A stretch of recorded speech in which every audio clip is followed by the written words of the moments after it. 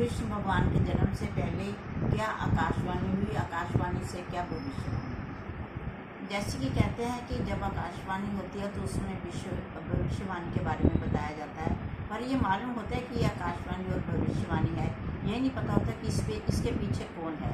ये एक परमात्मा की, जैसा कि वेद पुराणों से पता लगता है कि एक ब्रह्मा की आवाज़ होती है। ब्रह्मा की आवाज़ों से ये पता होता है कि आकाशवाणी में क्या भविष्यवाणी हुई। जैसे कृष्ण भगवान जी के लिए बोला गया, क्योंकि उस समय ये यादवों परिवार से थे और इनके लिए ये बोला गया तो कि यहाँ पर जितने भी अत्याचार हो रहे हैं उनको समाप्त करने के लिए कृष्ण भगवान एक भगवान के रूप में जन्म लेंगे और उन अत्याचारों का नाश करेंगे।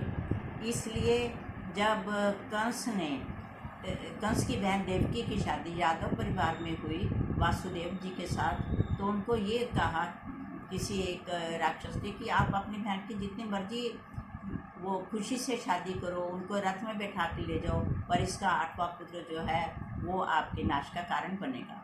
तो ये बात सुनकर कंस बहुत हैरान हुआ। उन्होंने क्या किया, उसी समय वासुदेव और देवकी जी को कारागार में कर दिया और वहाँ एक पूतना दाई नाम की उसको नियुक्त किया और कहा कि इसके जो भी कोई संतान हो आप उसका ध्यान रखना और मेरे को देना। जैसे उनकी पहली संतान हुई तो कंस के हाथों में दिया गया, उन्होंने उनकी टांग से पकड़ करके एक चट्टान पे मार दिया। ऐसे करके 1 बाय 1 वो सबको ख़त्म करते थे। जब उनकी 7वीं संतान हुई तो उसी समय पूतना किसी कारणवश घर में चली गई। बहुत तेज बरसात हुई पर पूतना आ नहीं सकी और उसकी 7वीं संतान हुई, जिसको उन्होंने यमुना से पार करा के अपनी दूसरी पत्नी वासुदेव ने रोहिणी को दे दिया।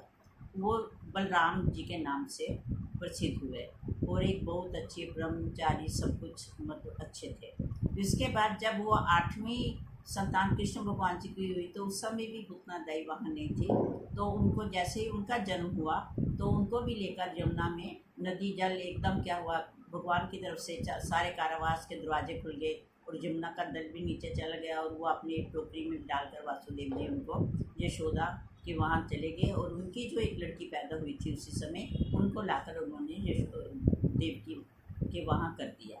तो जैसे ही वहाँ आए तो बच्चे की रोने की आवाज़ आई, तो उस समय पूतना दाई आ चुकी थी और उन्होंने उस लड़के को लाकर उसको कंस जी को दे दिया और उन्होंने जैसे ही उसको पकड़ के मारने लगे तो वो भविष्यवाणी से आकाश में उड़ गई और उन्होंने बोला तेरे को मारने वाला तो कब का पैदा हो चुका है और वो दुनिया में आ गया है। इससे उनको बहुत हैरान हुई। उसने फिर अपने आप को मतलब काफ़ी वो किया, बचाने की कोशिश की, पर कृष्ण भगवान जी तो वो द्वारका में वृंदावन में जाकर वास करने लगे, बड़े हो गए और कंस का उन्होंने संहार किया।